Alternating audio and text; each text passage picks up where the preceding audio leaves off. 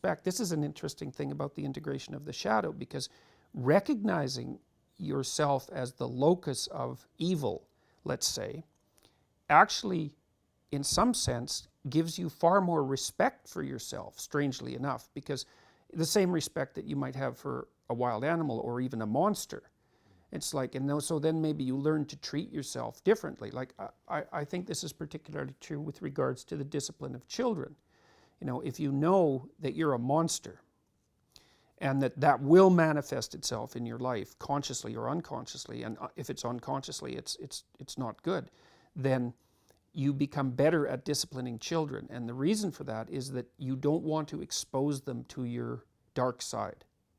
And so if they behave and don't provoke you, which means they'll also behave for other people, then the monstrous part can stay in abeyance, and then that's great.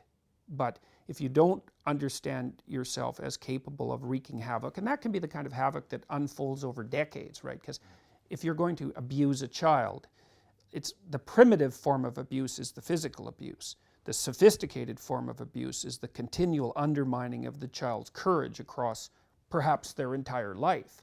And there's a terribly monstrous element to that. And if you're not respected properly by the child, say, you will absolutely take revenge on them. And, you know, that's the whole, in some sense, that's the whole Freudian psychoanalytic story. It's not all of it, but it's a huge part of it.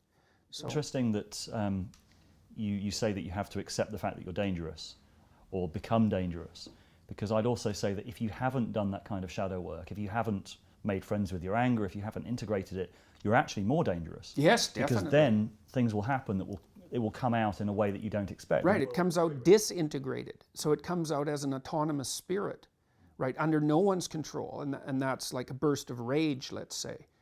You know, when you hear about a mother who's done something terrible to one of her children, that's the reason, is that, you know, maybe she's just been laid off, maybe she went out and had too much to drink, maybe she's hungover, you know, she's angry and lonesome, and she's overwhelmed by the responsibility of the children, and she has a child who's testing, and she doesn't know how to limit it. And one day, the child tests at exactly the wrong time, and it's like mayhem.